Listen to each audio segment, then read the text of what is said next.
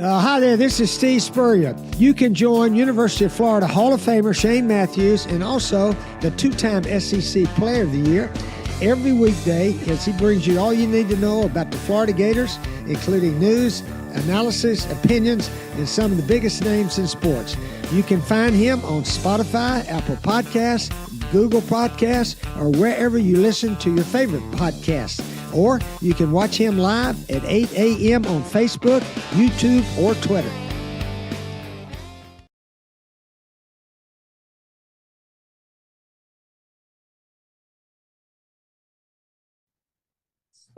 Good morning. It is a live edition of PodUp with Matthews in the Morning from the International Diamond Center Studios. Fine jewelry, watches, and much more. Family owned and operated with the largest selection of natural fine jewelry. It is Friday. It is the day before the Gators play the Auburn Tigers. Got a lot to talk about. We have on campus this weekend, you have the baseball team hosting the Commodores of Vanderbilt, and then the Lady Hogs, or I don't know if I should say that, but the Lady Razorbacks are coming to KSP to take on the Lady Gators in softball.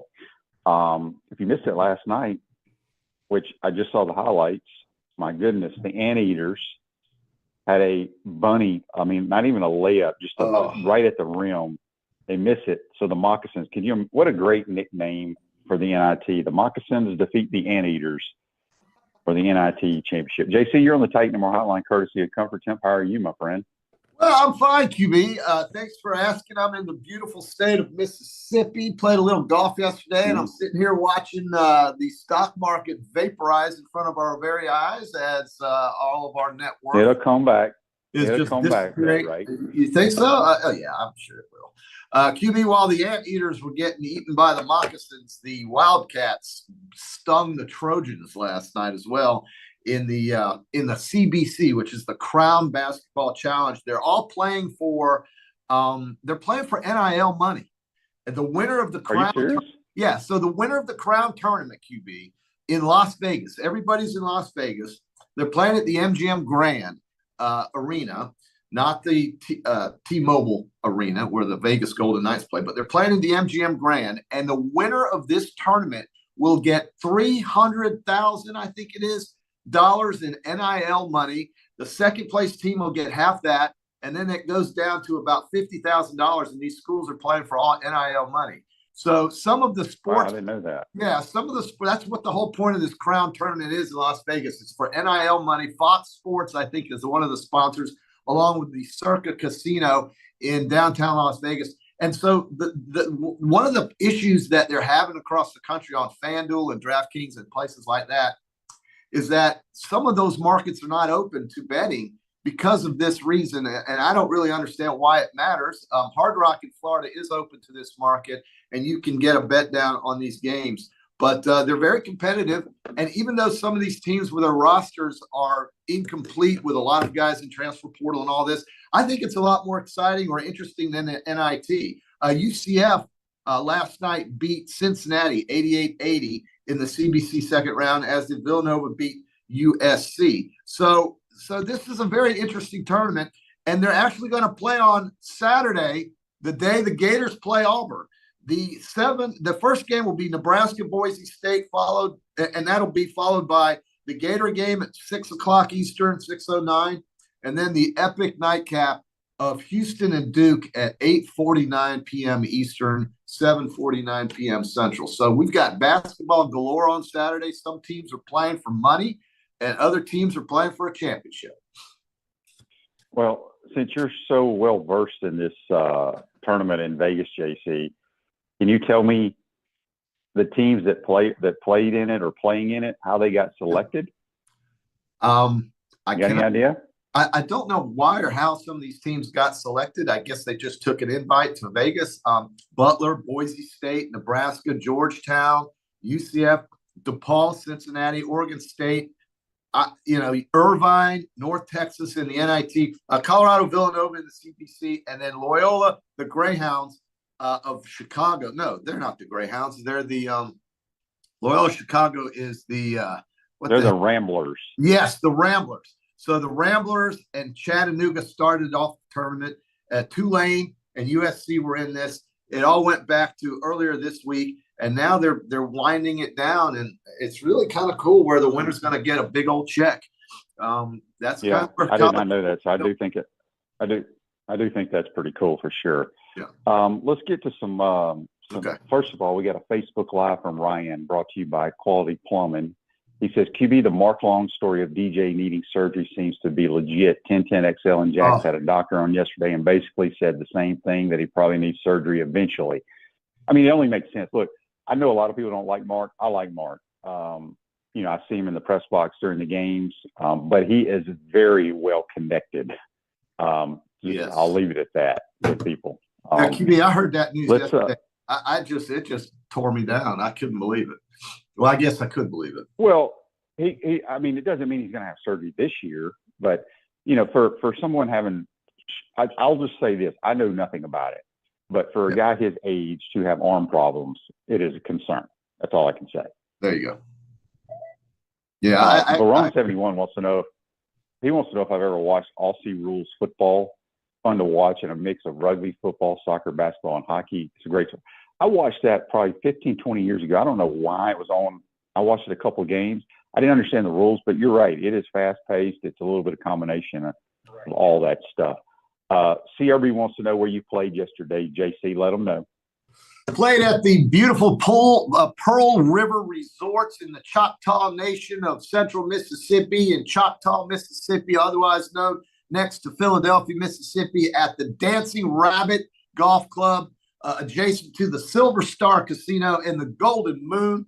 It is a paradise stuck in the middle of nowhere in East Central Mississippi. Next to, for a point of reference, folks may remember that series called Last Chance University or something like that, Last Chance U. And Scuba, Mississippi is the little town that held that school, and we are about 20 miles west of Scuba, Mississippi, and about 40 miles west of the Alabama border in Central Mississippi. The golf course, a little ragged right now coming out of the winter season with the greens the way they are, but it's a wonderful track. They'll get it right. The layouts are phenomenal. The layout is phenomenal. They'll get it right. They'll get it right. Yeah, you got two golf courses, the Oaks and the Azaleas, and beautiful golf course. But 15, 20 years ago, this place was immaculate. We got a couple of texts here on the Titan More text line, JC, and we'll jump into a little basketball talk here in a minute. This one's from Roger from Naples. He says, JC, if you like sports so much, why did you leave being a sportscaster on TV to go into financial planning? Well, playing golf with Coach Spurrier one day and Bob Stoops, the Oklahoma coach, I realized that what I was doing was not enough financially to get me to the standard of living I wanted, because he kindly reminded me before I hit a drive on Marsh Creek's 14th hole that I made as much money during my annual year as Coach Stoops made in one quarter coaching Oklahoma against Kansas State. And when I realized that $28,000 a year was not going to get me to the standard of living I wanted, I decided, you know what, this little sports gig is fun, it's cute, and it's really neat to have all this inside access and coverage ability, but I couldn't pay a damn GRU bill. So if I didn't get married at the time, I wouldn't have been able to get out of a stinking little 400 square foot apartment. So I felt like my life in journalism was just squat, and I decided to try to improve myself financially and get my balance sheet in order. And that's when I entered the financial services industry at the ripe old age of about 33. And for 27 years, I've been doing it ever since. There you go, QB. Yeah, there you go. There you have JC's life stories right here this morning on PodUp with Matthews in the morning.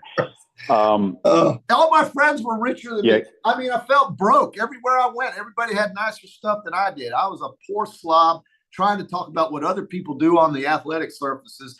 And at some point, it just got old covering Oak Hall basketball and PK Young baseball and Buchholz football. I just decided, I don't care anymore. I got to do something else with my life.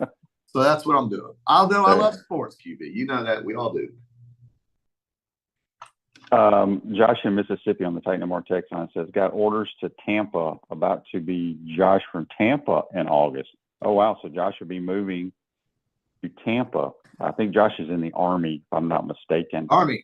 I got the Army represented. Speaking of Army, you got the Army shirt. I think he's Army. He may be Navy. Yeah. I'm not sure. Army. He's in the military, and we appreciate everything he does. Captain Trash USMC does not like my Army shirt. He says I'm not ready for the Marines. No, I don't want to be the first in. That's true. I'll agree with that. Yeah. Speaking of football, I mean, we've been talking basketball all week, and obviously people are excited for the game tomorrow. It seems like it's been forever waiting to get to this game.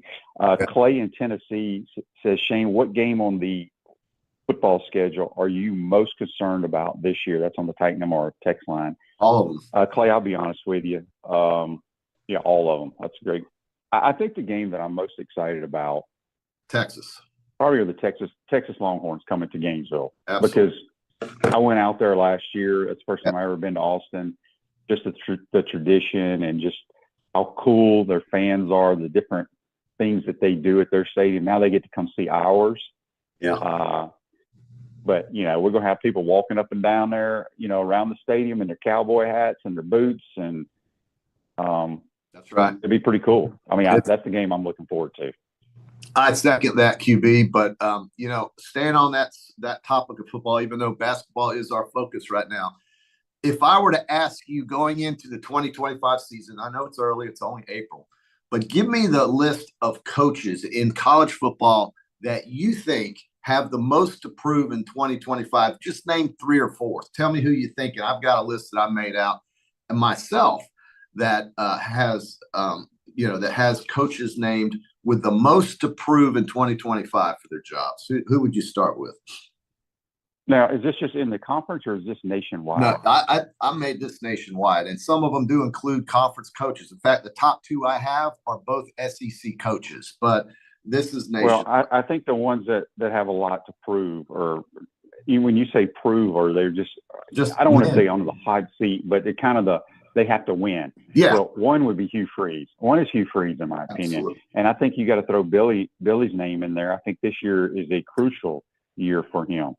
Those are my top 2. Billy Napier, Hugh Freeze, right there. Boom, boom. Behind him, I've got Lincoln Riley at USC, Brett Venables at Oklahoma. I think Kalen DeBoer, Alabama, even though it's been 1 year, you know, that fan base is not patient. Why would they be?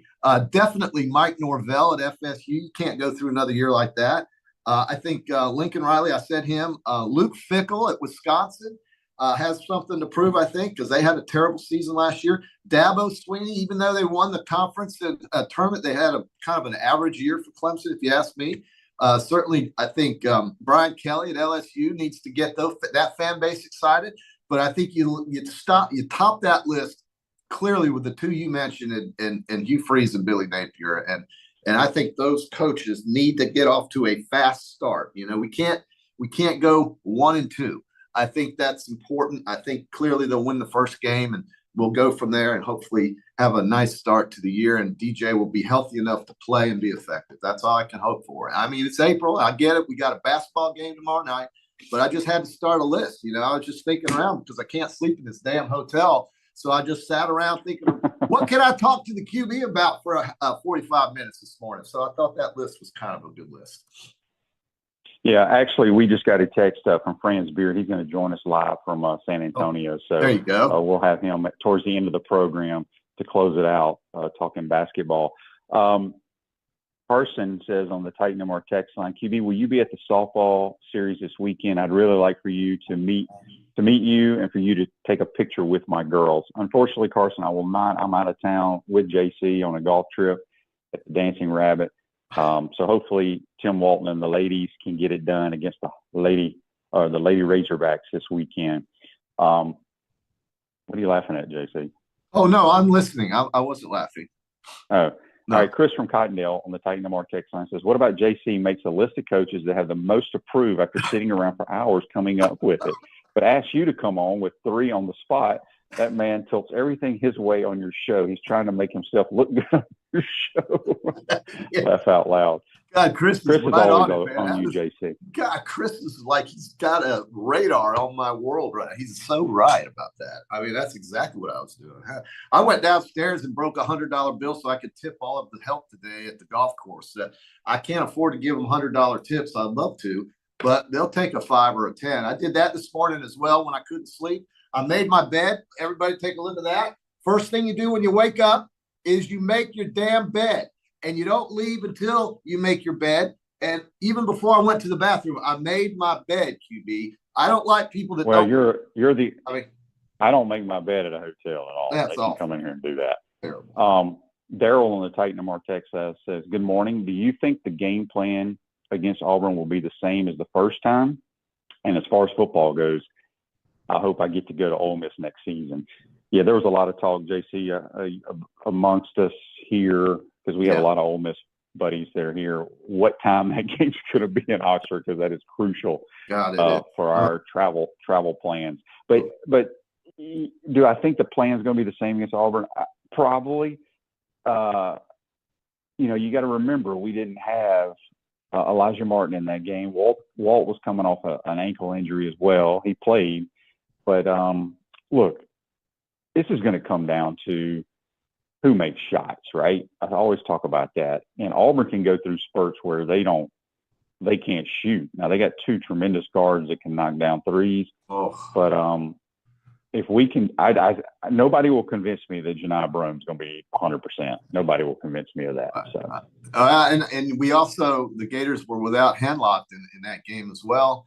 And so you have another tall guy on the front court that can press Auburn down low. In that game, what I remember most was how well the big guys played, Hawk and Condon. I think pushing the game to the perimeter was important. They hit their shots outside, and it just became a self-fulfilling prophecy in that game. I don't know if that's what I expect in this one. I think the jitters will be out for both teams to start off. I love the first half under, by the way, in this game. You're sitting in a big-ass Alamo Dome arena. I don't know if shooting will come at a premium. I think there'll be some bricks thrown up there, and I think you'll have some nervous players, but they'll settle in. And I like the first half under. But I think the Gators laying 2.5 is the play for me. It's going to be the play the whole way. The Gators are really good against the spread. They're also good at winning games straight up. So I'm going to take the Fighting Gators here at the Golden Moon, and then I'm going to probably lock in Duke against Houston, even though I'm really rooting for the Cougars. The Duke Blue Devils remind me of UConn from last year, QB. That's who they remind me of because they're so damn good. And it's just sickening for me to watch Duke win again. But it's hard for me to see them not winning this game against Houston. But you never know. The location of the game being in South Texas might help Houston for some reason. I don't know. And those athletes are better. Somebody told me yesterday, QB, that the average time of a mile run for the Houston Cougars basketball team, what do you think it was what do you think the average running time for the Houston Cougars doing a mile? That's 4 times around a track. What do you think their average time was? Just throw a number out there, minutes-wise. What do you think? I would say a little less than 6 minutes, 5:54 would be my guess. Right. It was just a little over 6 minutes, which is staggeringly fast. And that think about that. Running around the track, a track, 440 yards, 4 times, just over 6 minutes. That's how athletic and how great the Houston Cougars are. But that doesn't mean they're going to make baskets and beat Duke. So we'll see. Who do you like in that game, QB? It's a 5.5-point spread. If you're taking the spread or just the winner, who would you take in that one? I think it's going to be Duke, but I think I really there's, and I have no reasoning behind this, but there's one team that I can't stand in college football, and there's one team that I can't stand in college basketball. Yeah. JC, who are those teams? Notre Dame, and Duke. Yes. So I will be rooting for the Houston Cougars to beat the Duke Blue Devils. I hear you. Listen to this question from Andy. This is interesting on Facebook Live, brought to you by Mellon Law. Shane, if you were Jim Nance's analyst, would you rather do the Masters, the Super Bowl, the Final Four, or an SEC football championship? Well, first of all, he no longer does the Final Four. The number one crew is Ian Eagle, which I think he's phenomenal. He doesn't do the SEC football championship. I would love to do a Super Bowl because that's my sport, but I would have to pick the Masters. Oh man, you read my mind, QB. That's exactly what I would. Yeah. And all of it's great. SEC football championship is one of the best sporting events you'll ever go to if you haven't gone yet. It's the most exciting championship game in college football. That's a fact. The atmosphere is unbelievable at that game. But yeah, I think I'm with you, QB. The Masters, Jim Nantz did us all a favor 2 weeks ago by announcing that the year 2036 will be his final year of calling the Masters. He's just making sure we have a 10-year notice or an 11-year notice that 2036 will be his last year. But he is a legend in the broadcasting business. And QB, let me ask you if you know this. Who was Jim Nantz's college roommate, and where did they go to college together? Go ahead. JC. That's Fred Couples, and they're Houston Cougars. Okay. Yeah, very good, QB. You're up. You're smart. I think people sharp. forget Jim Nantz. I think Jim Nantz. I want to say he was like a walk-on golfer for the Cougs. All right. You're Speaking sharp of Augusta National, you're very sharp. Very, very sharp. Patrick on YouTube. No, this is Southern Titan more Texan. Patrick says, "What are y'all's favorite holes at Augusta National?" By the way, okay, I know mine. I like 13 at par 4-5, the dog leg left on the back nine. I love that hole. That's the azalea hole. Well, that's Amen Corner. You like Amen Corner, which everybody loves Amen Corner. I think my two favorite holes, because I think they're two of the hardest holes on the golf course, are number 4 and number 5. The par 3 that plays about 215, 220 that they have to hit over that big old bunker. And then the next par 4 is that par 4, number 5, kind of up the hill with all the bunkers. I just think those two holes are the hardest holes out there. You should see the green on 5. Favorite. You'd think the green on 5 had elephants buried underneath it with the slope. I think the hardest hole, scoring wise, is number 11. That's on the back 9. 11 is great. Right when you start Amen Corner, no doubt. Yeah. No doubt. Yeah. All right. Brian asks says on Facebook Live, brought to you by Melton Law. Here are 2 stats to watch when Denzel Aberdeen hits a 3. Oh. We are undefeated when we are leading at halftime. So if he hits a 3 and we're leading at halftime, we are undefeated. So mark that down. I like it. I also like this text from Barone71. He thinks Florida wins by 10 as long as they don't play sloppy. Franklin says you have to take care of the ball in this game. I mean, all basic stuff here. There's no question about they're right. But if he's Auburn, Stephen Meadows says, if I'm Auburn, I slow the game down and try to hold it into the mid-60s. That's Florida. That's Auburn's best chance to win. I don't know. I think the team with the best chance makes baskets. Auburn's a high scoring. They like to get up. They like to play. They like helter-skelter basketball. They do. This Day in Sports brought to you by Campus USA Credit Union. Put some star power to work in your financial life at Campus USA Credit Union. The 1983 NCAA basketball championship. You know who won that one, JC? The 1983? Gee whiz. Very famous one. Villanova. Nope. The Wolfpack.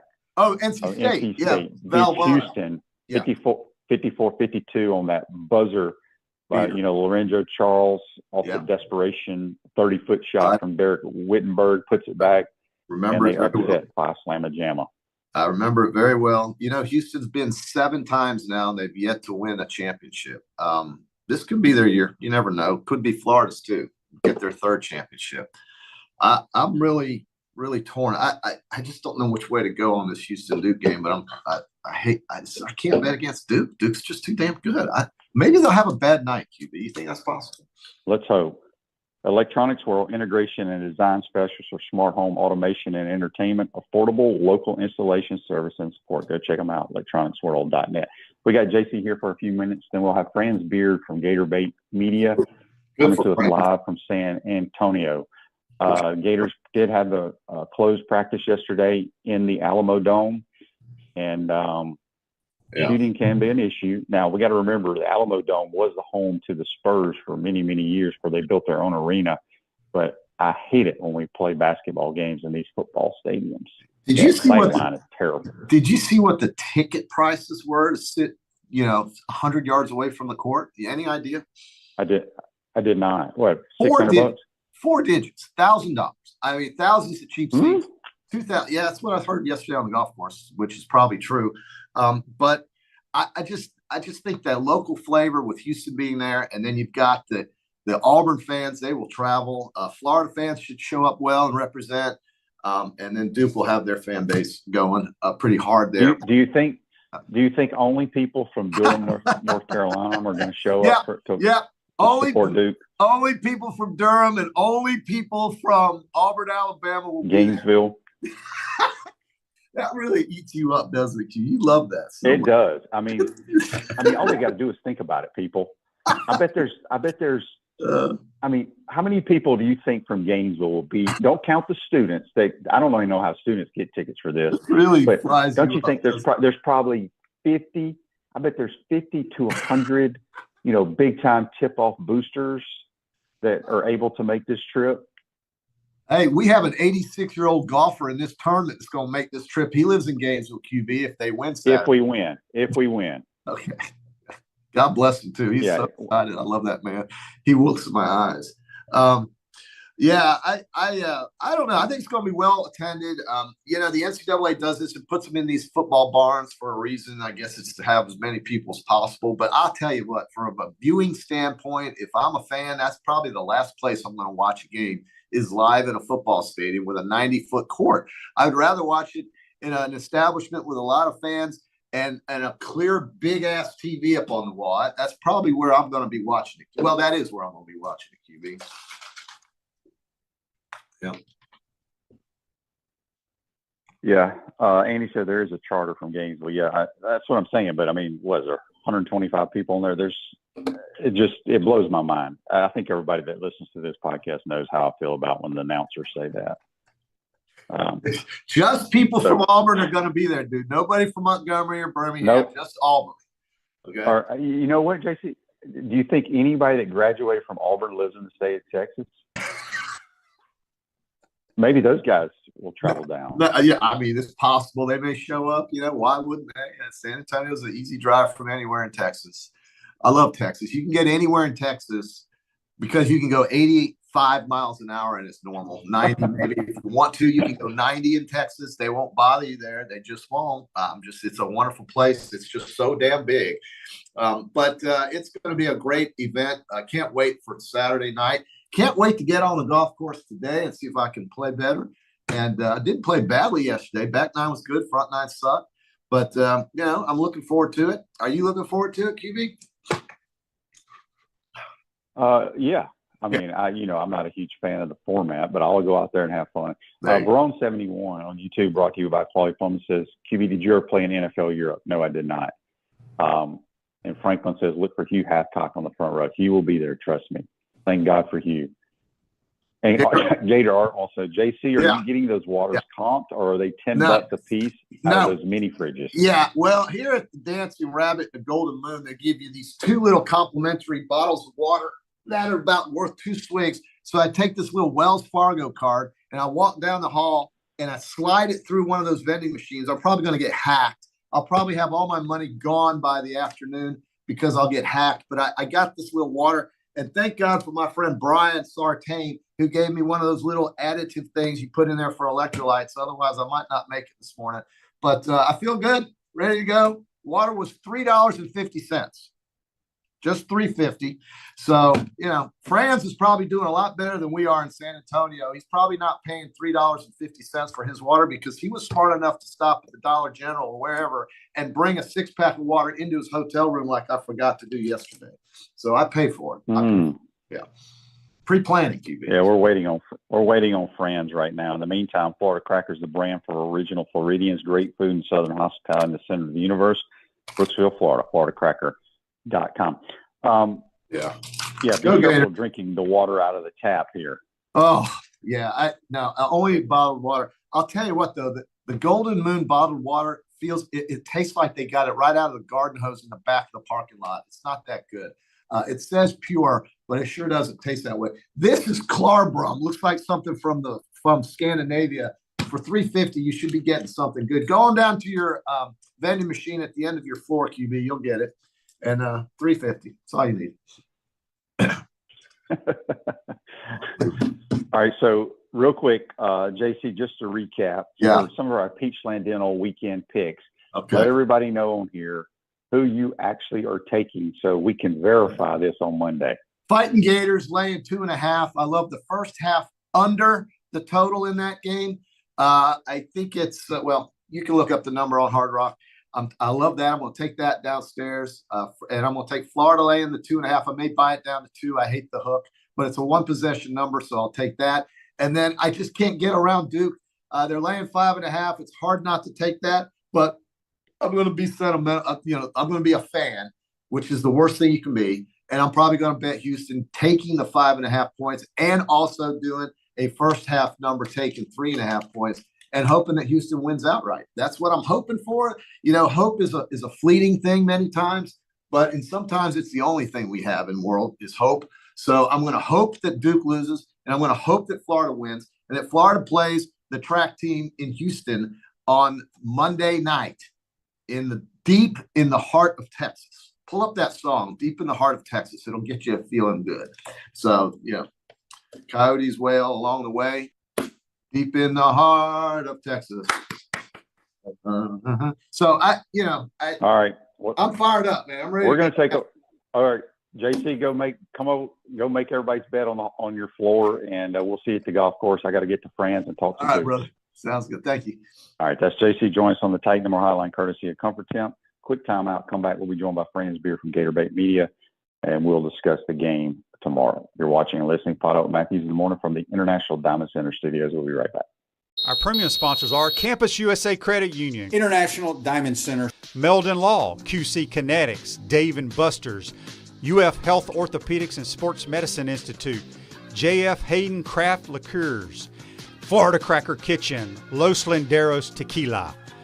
Gridiron sponsors are Baker Sporting Goods, Comfort Temp, Electronics World, Florida Victorious, Gallo Car Wash, Miapa Latin Cafe, Peachland Dental, Quality Plumbing, Ruse Ogre State Farm, Silverback Concrete, 84 Lumber, Big Meals Cheesesteak, Celebrate Primary Care, Dowling Sign, Gator Bait Media, Gator Dominoes, Ironwood Golf Course, Okido America, Tropical Smoothie Cafe, UF Bookstores, Nest and Wow, MG&A Wealth Management. Watch and listen to us live on Facebook and YouTube. Listen to the podcast whenever on Apple or Google Podcasts, Spotify, or wherever you listen to your favorite podcast. Remember to like, follow, and subscribe so you don't miss an episode. To become a sponsor, call my man Freddie at 352-284-3733. The most important thing I learned from my father was work ethic and integrity. Never veer away from integrity, even if it costs you money. International Diamond Center owner Keith LeClaire. The core value for IDC is to protect the customer. That means offering the largest selection, uncompromising quality, the strongest warranties, and honest guidance from experts who are not paid on commission. International Diamond Center at Celebration Point. Online, shopidc.com. What's up, everyone? I'm Mike Pouncey, and this is my twin brother Marquise Pouncey, and this is Life After Football. Let's go.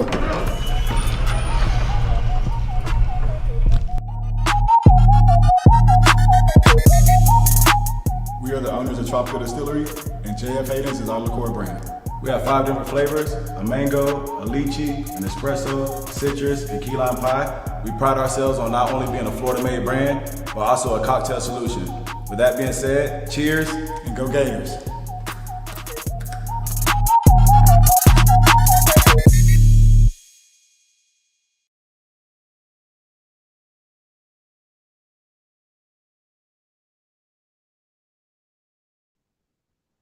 Welcome back to the International Diamond Center studios, Miapa Latin Cafe. Discover the ultimate Cuban culinary experience at Miapa Latin Cafe. 5 locations in Gainesville, Alachua, never far from the best Cuban food north of Miami.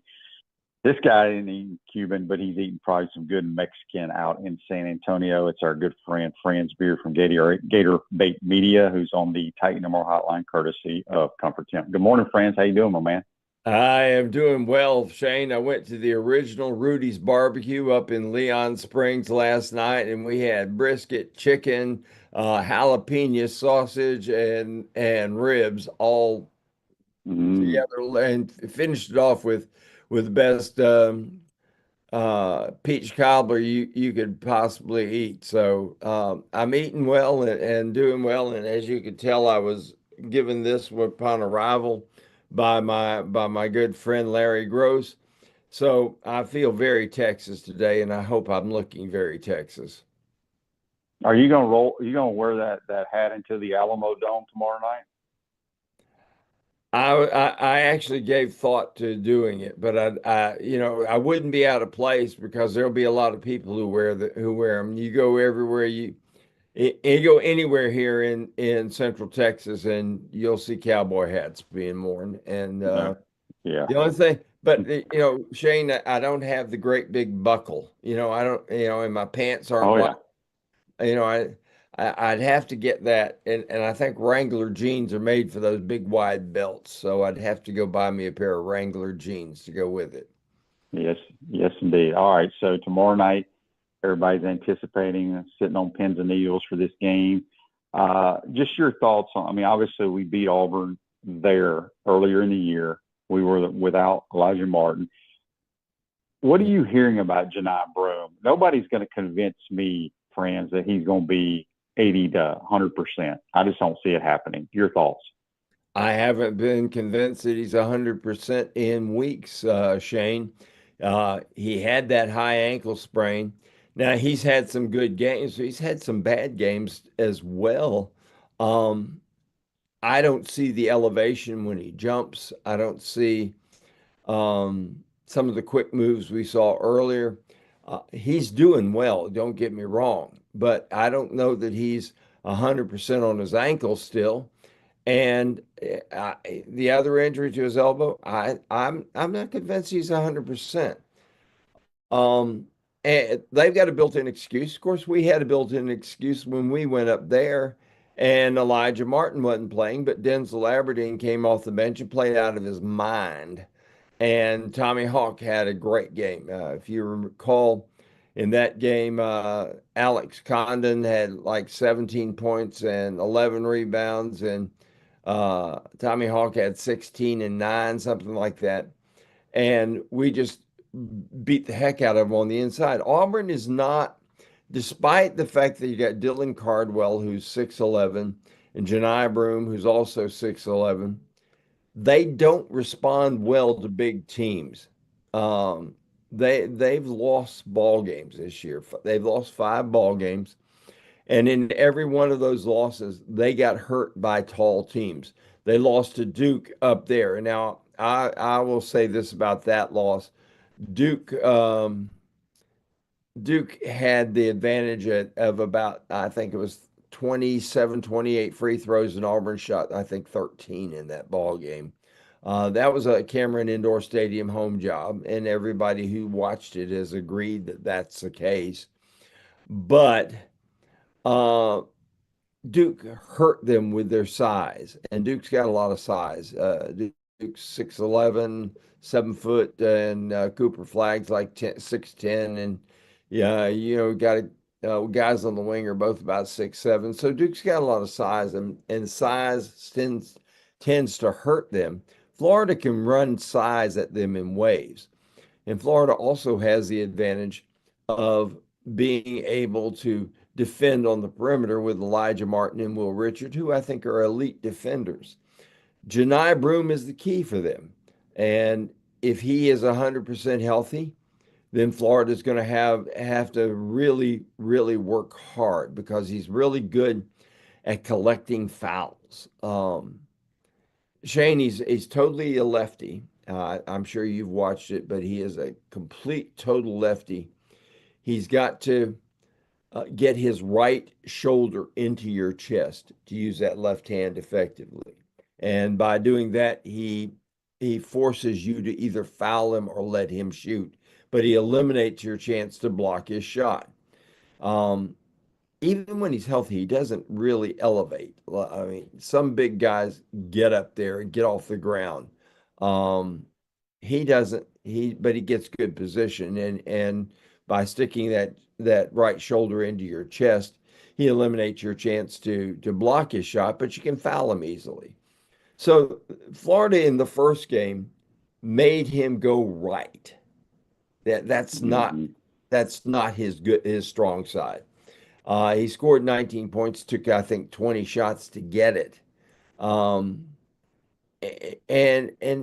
I didn't think he played all that well against Florida. In fact, but I don't think it was because of injuries or anything like that. I just thought it was because of an extraordinary game plan. Um, for me, though, you got to stop him. But the other two keys, Shane, you've got two guys on the wing, Shad Pettiford being one of them, Miles Kelly the other. These guys, they like to balance the floor, and most teams don't have two elite defenders. Florida does, and Florida can balance the floor defensively and take both sides away. And you're going to have to do that. You can't let Pettiford and you can't let Kelly take the game over with their shooting from 3-point range. Florida held them to 7 for 23 up there at Auburn. That was the key. They limited them.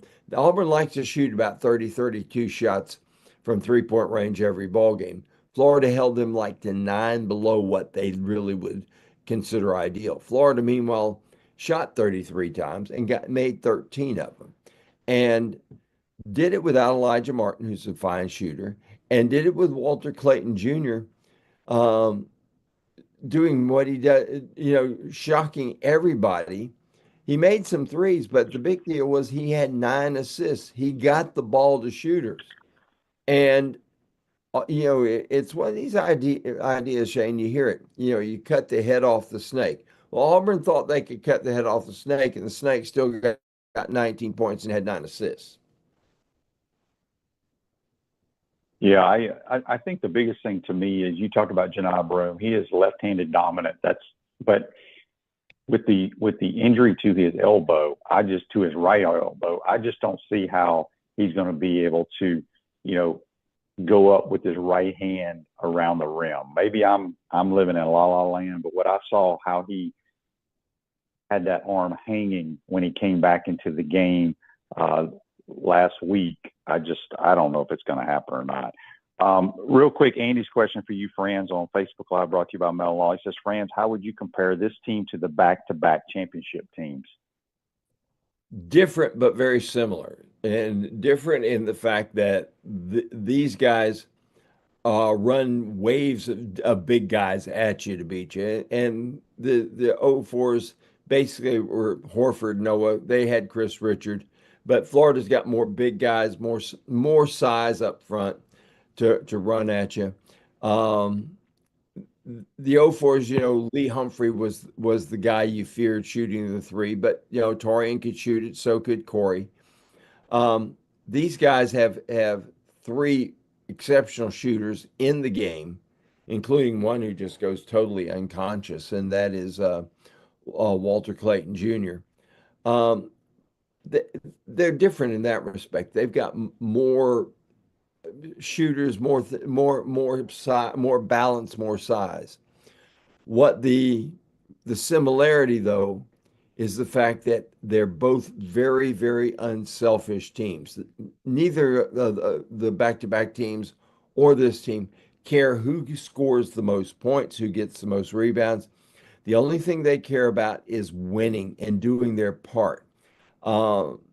These guys are what they share alike as well. These guys are willing to sacrifice one part of their game for the betterment of the team. For example, we've seen Chris Richard was from the Overs. We've seen Will Richard basically sacrifice his offense to shut somebody down. He's very, very good, and then come back from a point. He had a game this year when he didn't score a point. And in that game, though, he was elite defensively. And he came back the next game and got 30. And everybody's saying, well, gosh, he must have really sucked that other game. No, he didn't. He just didn't have it. He had his focus on playing defense. And this team is the 04s were like that too. Guys would sacrifice part of their game to perpetuate what the team needed. And that unselfish attitude that all leads to one basic idea, which is we're five guys working as one to equal one team. And this is where they are exactly similar. Let me ask you this, friends. Who would you, let's just say the Gators win, okay? We all hope they do. We all think they will. Who do you think is the best matchup for us to win a national title, Houston or Duke? I actually think Duke is a better matchup, and I'll tell you why. Houston will turn any game they play into a rock fight. I mean, they come, you better bring your switchblades, your billy clubs, your brass knuckles, and if you got a derringer in your socks, that's even better. That's just the way they play. Now, I think Duke's going to be the better matchup, and what I'm going to tell you might surprise some people. I think Duke is going to be the better matchup because I think Houston's going to beat them up. And if you look at Houston, teams have a bad habit of not playing well the game after they play Houston because Houston just beats them up so badly. They're bruised and battered. In the college game, though, you can play Houston on a Saturday, and then you don't play again till Wednesday. So, but you still have 3 or 4 days to recover. Whoever wins this game only has 1 day, and then you got to play. So I think if Florida plays Duke, Florida's going to win that game simply because I think Duke is going to win, and I think Florida is going to face a Duke team that has just been beaten up badly by Houston. What's the day look like for you today, Franz, from a media standpoint? Will y'all see the team? I don't know. When do they have like the open practice where all 4 teams go to do they still do that? Yes, they do. Yes, they do. And that'll start in about 3 hours here in San Antonio. So Florida's up first, in fact, on that, and they'll have an open practice, and they'll have interviews and open locker rooms for the interviews and stuff like that. They've turned this into a really big day. Okay, the practice session is that way. I remember in 2006. Florida came out and they had their interviews and their practice. And then comes George Mason, who is Florida's opponent. And George Mason's band kept playing. What was that song by Bon Jovi? I can't think of it. Living on a Prayer.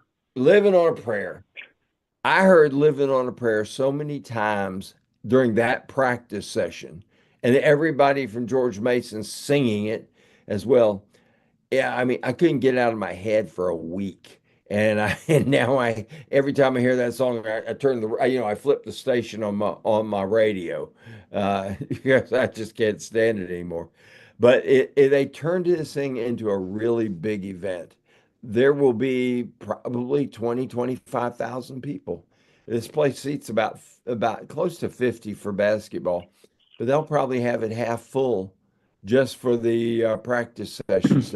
And of course, it's free, so people come to it because, for a lot of people, they come to this because it's the only chance they're going to get to actually be in the arena and see the guys up close and personal. Yeah. Well, enjoy the game. Enjoy your weekend there. Hopefully, we'll still be there on Monday playing for a national title. Appreciate your time. Love the hat. Be safe. I'll bring you one. You want one? My friend. I have one. Okay. All right. Take care. Yeah. All right. That's Fran Beard. Join us on the Titan MR hotline, courtesy of Comfort Temp. Injuries occur whenever and however, and it's never convenient for sprains, strains, and minor fractures. UF Health Ortho Care makes it convenient for you. 7 days a week, including evenings. Walk-ins are welcome. That's UF Health Orthopedics and Sports Medicine. All right, folks. Let's get ready. Tomorrow night, I think the Gators take care of the Auburn Tigers. We'll recap it all on Monday. Have a great weekend. See you then.